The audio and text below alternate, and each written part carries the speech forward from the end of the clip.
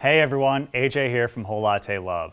This year, more than ever, people are looking to recreate the experience of their favorite coffee shops in the comfort of their own homes. You've got your machine, your grinder, and your beans. You've dialed in that perfect espresso shot, which tastes incredible mixed with steamed milk in a latte.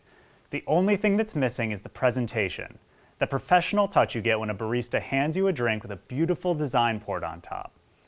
Anyone who's tried to replicate this at home knows it can be much harder than it looks. To help out, let's revisit a video tutorial I made at the beginning of the year showing how to get a perfect milk texture and start pouring latte art. Before we jump in, a quick reminder that Latte Love has the best selection of everything coffee and espresso, and that Black Friday and Cyber Monday deals are going on right now.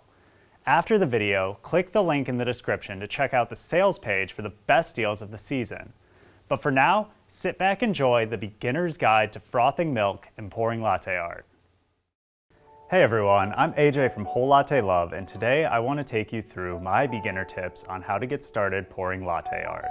In this video, I'll go through the basics of steaming milk, some mistakes to avoid, and how to pour a simple heart design.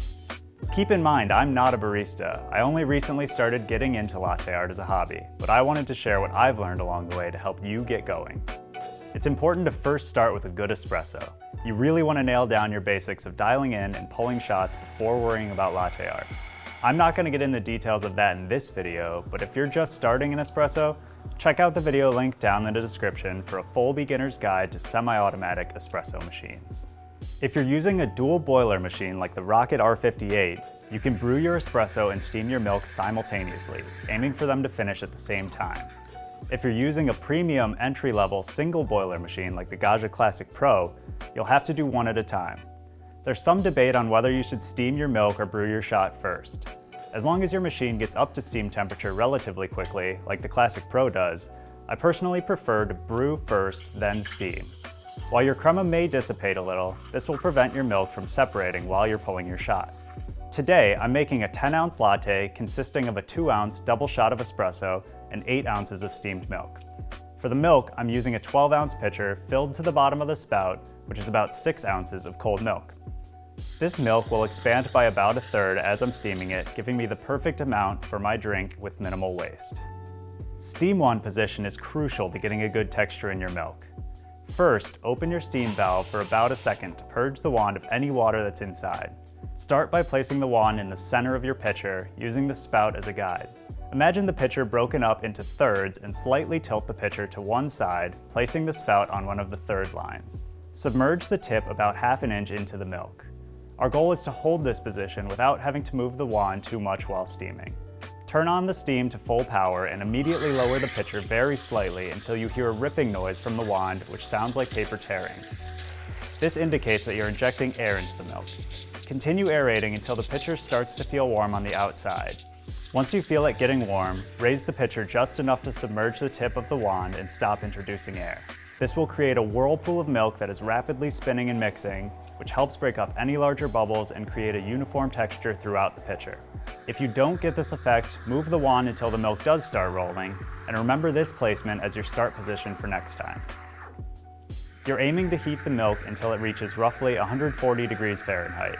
You could use a thermometer to measure the milk temperature, but an easy way to get close is to touch the pitcher with your other hand. Once it starts becoming too warm to hold, shut off the steam, remove the pitcher, wipe down the wand, and purge it to remove any remaining milk inside. Give the pitcher a couple taps on the counter to break up any remaining large bubbles and swirl to mix up the milk and prevent separating. The ideal steam wand position and angle will vary depending on your machine and pitcher, so experiment to find what works best for you and your equipment.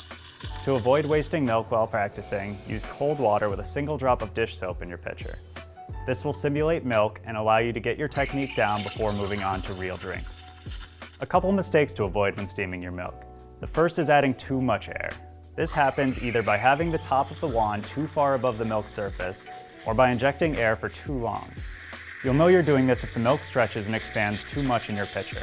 The resulting milk will be too thick and foamy when you go to pour it.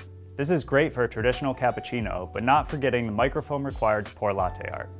On the other hand, you don't want to add too little air either. You'll know you're doing this if you hear a loud, unpleasant, screaming sound coming from the pitcher. If you hear this sound, lower the pitcher slightly until the tip of the steam wand reaches the surface of the milk and you hear the ripping sound again.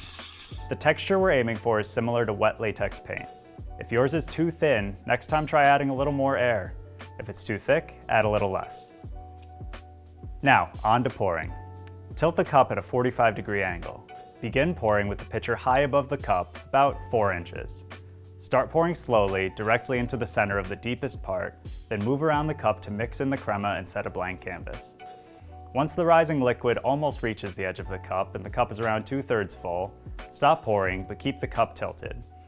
Bring the pitcher down as close as you can to the center of the espresso and begin pouring again, this time faster than before.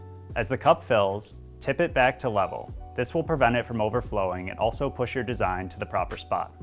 At this point, slow down your pour, slightly raise the pitcher, then strike through, trying to keep everything as centered and symmetrical as possible.